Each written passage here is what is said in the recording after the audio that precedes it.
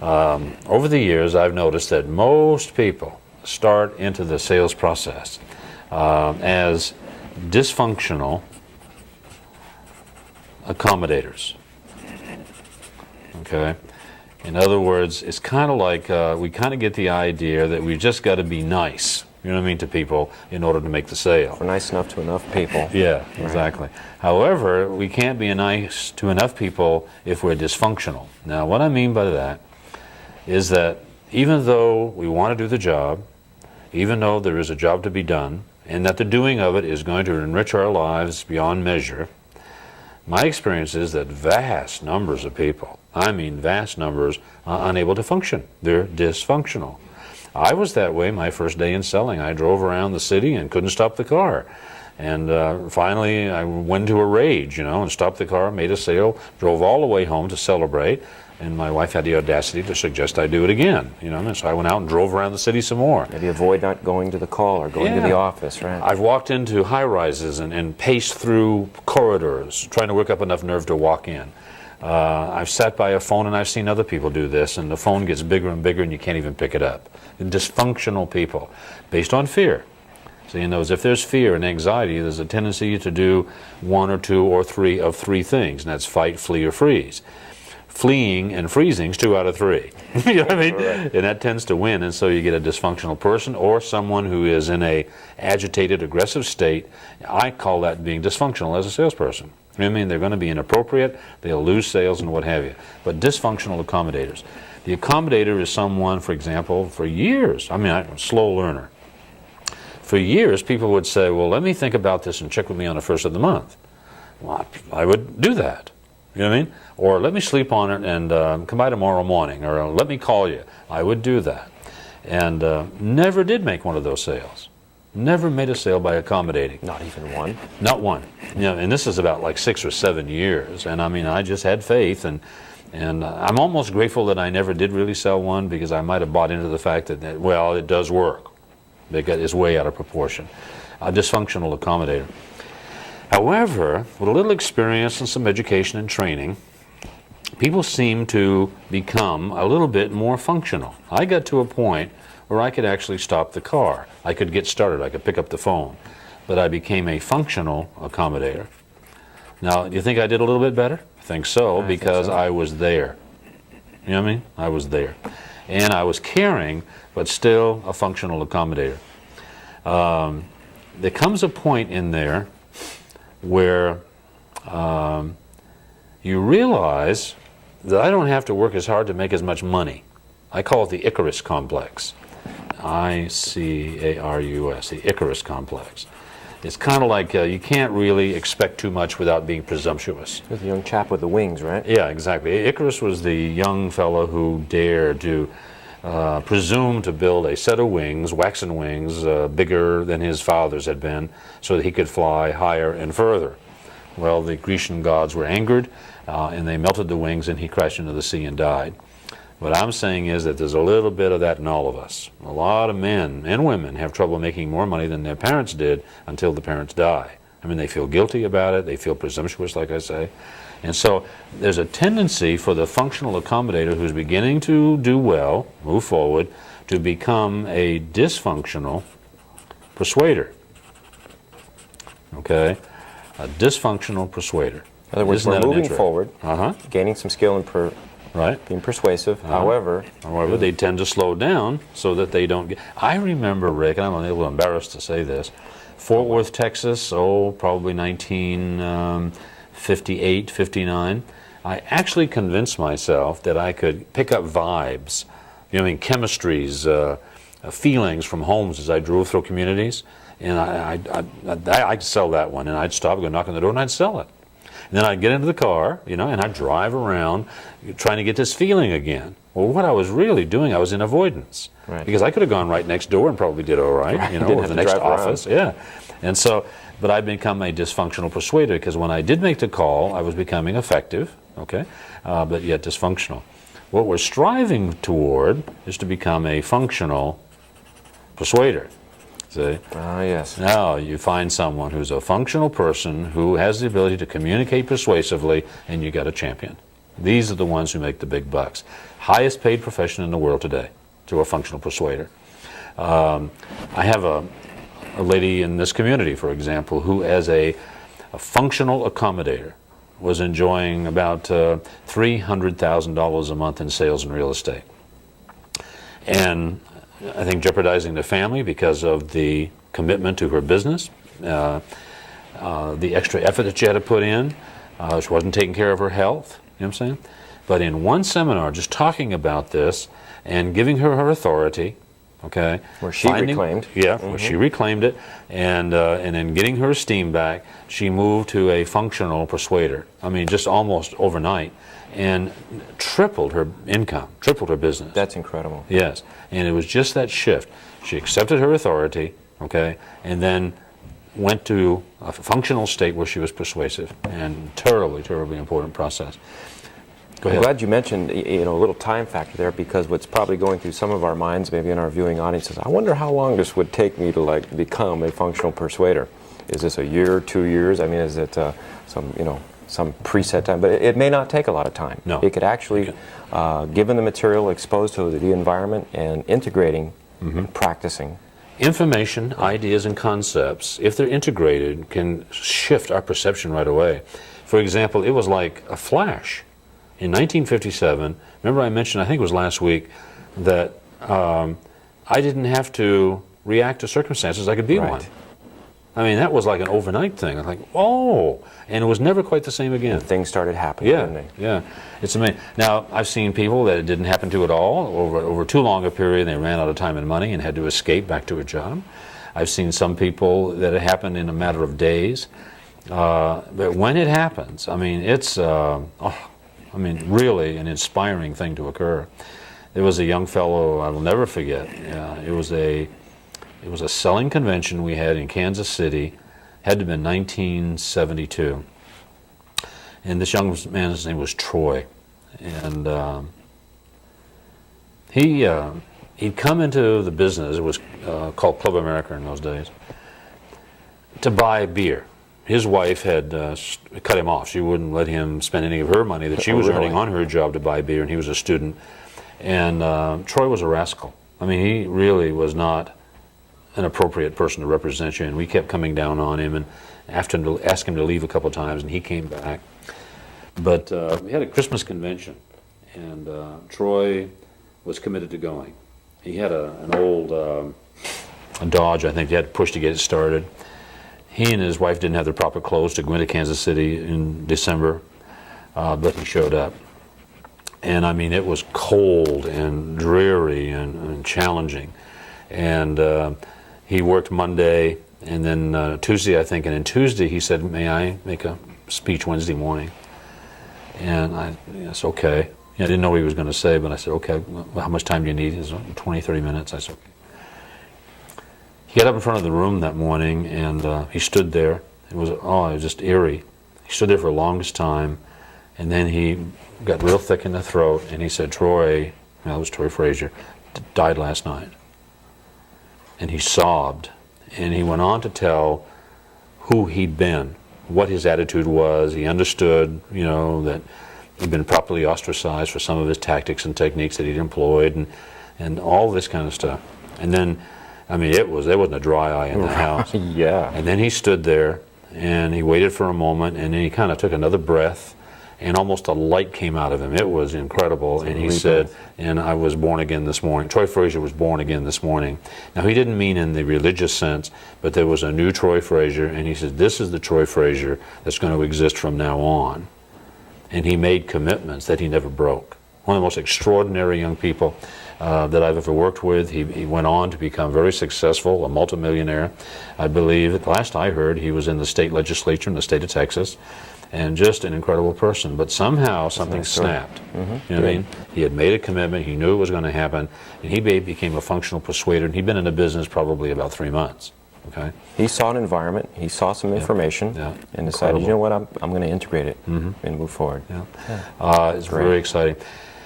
You see, in this selling, non-selling, there's a certain reality that people have to accept. One way I define it is, by the way, we're right in the middle of the political season. I want, That's true, you know, and I've got a couple candidates here. I've got a candidate named Sam, and I have another one named Fran. Now, I use these names because they're androgynous. That could be Samantha or Samuel, and this could be Francis or Francis. And these are our candidates, and I want to tell you a little bit about them and have you vote, and have our viewing audience kind of get a sense of who they're going to vote for. Sam is delightful. I mean, effervescent, bubbly, enthusiastic, a little figure, transparent-like figure, nestled on everyone's right shoulder. Nice to have around, kind of, because the last name is Success. Okay, Sam or Samantha Success. Okay, now that's one candidate. The other candidate is darker in nature. Yada, you know, snicker, sneer, snarl occasionally. Nestled over here, looks just like you, for example. You know what I mean? Right. A little transparent figure, looks a lot like you. But the last name here is fruitlessness, or we could say failure. Okay? Let's say failure. Right. All right? And what we have to decide is who we're going to vote for here. In terms of what? Who do we want as our hand-holding, shoulder-hugging buddy? Who do we want to walk with us through life's byways and attend us as we proceed through life? See, which one are we going to vote for? And who did you vote for the first time? Well, I know I voted for Sam's Success, but I know you're up to something. So No. Yeah, Sam's Success. Right. It was kind of fascinating. I did this with 600 real estate agents here a couple, 3 years ago, and we had a stand-up vote. Right. You know, I mean, I give the two candidates, and I said, okay, everybody put your books on the floor, and we're going to have a stand-up vote. Who wants to vote for Sam's Success? And I mean, the whole room stood up. We got him. And I said, okay, everybody sit down. There was kind of this hustle, bustle, you know. And they sat down, and I said, all right, who's going to vote for Fran? And I don't think a single person stood up. I don't know who would dare to in that environment. But anyway, so we celebrated Sam's victory. And I said, okay, Sam wins, and you lose. And you lose. Because the answer has to be Fran. Why? Remember the question, who do you want as hand-holding, Hand-holding, shoulder-hugging, buddy-buddy? It has to be Fran because she's the precursor, or he's the prerequisite to Sam. It's like a private secretary. You take failure out of the formula and you take success away. In other words, it's kind of like, I've often used the illustration that That's if an we... interesting perspective. Yeah, if we have a person whose job is a janitorial job, and there's nothing certainly inappropriate about that, but his job is to sweep the floor, empty the waste paper baskets, make sure the windows are locked. Well, what's his chance of success doing that? I think it's minimal. He might be able to make a living and pay his bills and vote and what have you. But success as we perceive it, you know, is probably not going to be in that person's offing. However, because there's no way to fail there. It's not a volatile environment necessarily. Yeah. However, that same person, he gets the idea. Well, gee, you know, I have time. I could do another place.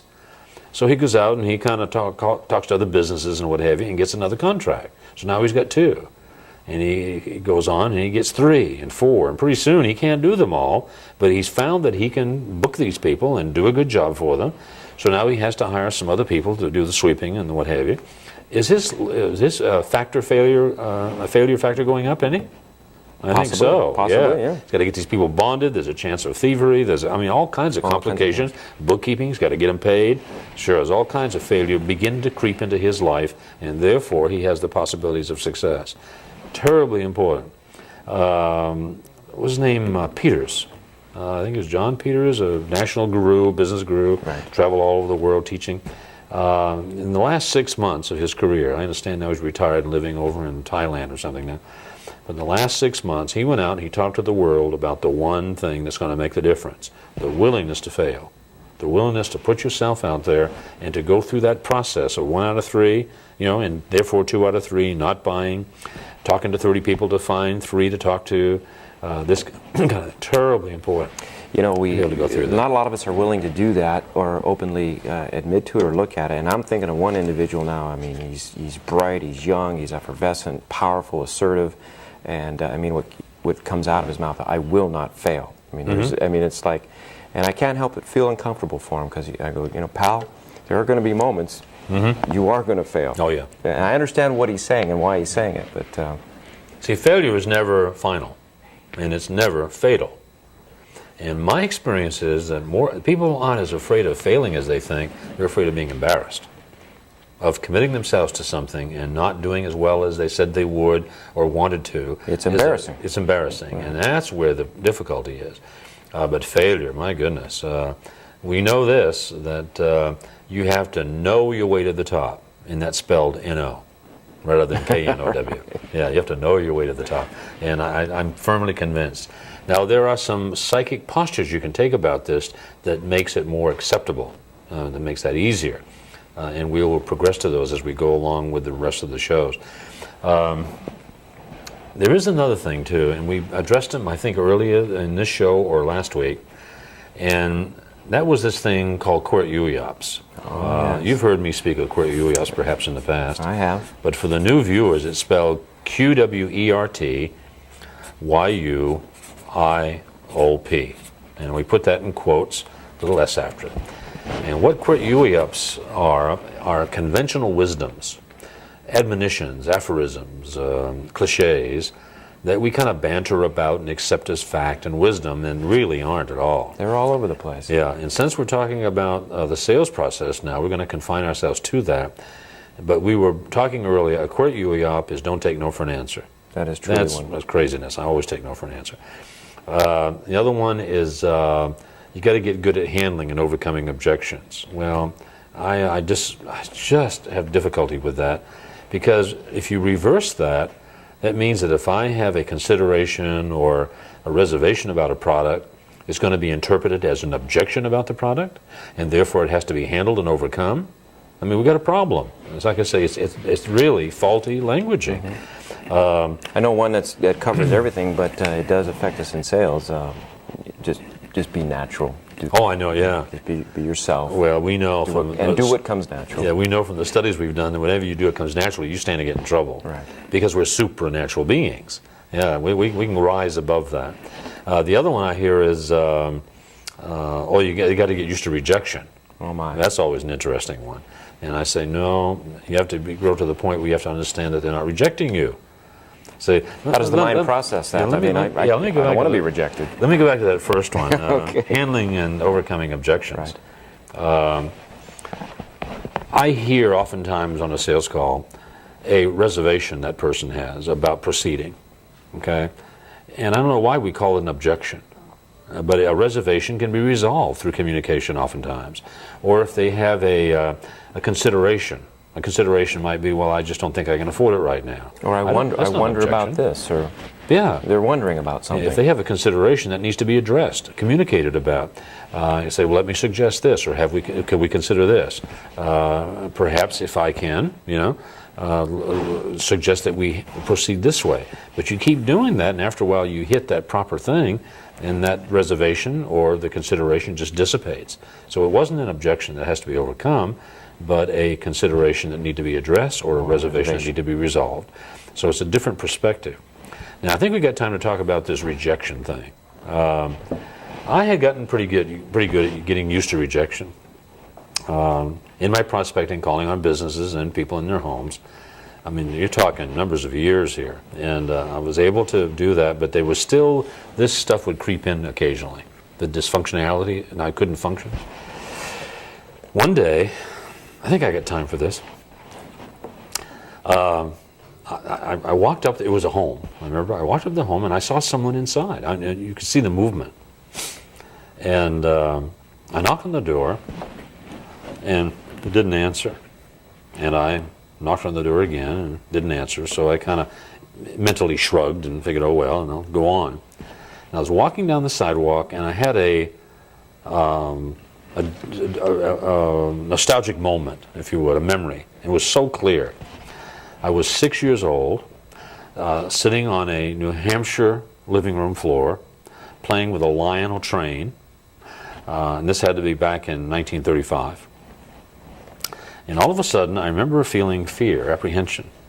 And I got up and I started to turn, and my mother was standing behind me, and she went, shh, shh. And I remember, like, what, and she went, shh, it's a salesman. And I died. I was so scared. My heart was racing. I was frozen in place. I mean, hilarious. And amazing. sure enough, there was a guy walking up our sidewalk, and he came up on our steps, and he knocked on our door, you know, and he took off his hat, and he stood there for a while, and he knocked again, and then he probably mentally shrugged. And you guys were all frozen. Oh yeah, like we were like this, and he put his hat on, and he went next door. And I watched him. I mean, we were still frozen. I watched, and he got in over there. I still don't know what he was doing. Still don't know what he was doing. But I do remember wondering, always wondered about stuff. Why did she do that? Even at 6, I wondered why. Especially when, days later, weeks later, months later, other salespeople came that had never been there before, and she received them well. Our family typically did that. And it dawned on me that day that she hadn't rejected that salesperson or his product. There was something happening in her life that put her in her place where she was not able to receive him. At that moment. Yeah. Had nothing to do with the salesperson or the product. It was something, maybe she and my dad had a fuss. Maybe they were concerned about a bill collector. I don't know. But she was not prepared to receive someone that day. And so why should that person let it affect his attitude or his career? Which sometimes can. Oh, absolutely. Person you can Absolutely. in fact, they can hang it up. Just go, that's it. Yeah, I if just they can't. knew. I just can't take this rejection anymore. Yeah. Right. And really, I've come to the point where I'm not being rejected and the product's not being rejected, and so something is going on in that person's life that makes it difficult for them to receive me at this time. Therefore, I can feel sympathy, unexpressed, but I can feel sympathy instead of hurt. Right. Empathy oftentimes now, helps. Empathy instead of helps. agitation. And so I'm able to go to the next call with love in my heart and still making that okay. Now I can't express sympathy or empathy to this person because they're already in a state where they wouldn't receive it well. But I have to understand. I don't have to say thank you. All I have to do is say I understand. And what do I understand? That something's going on, has gone on in that person's life.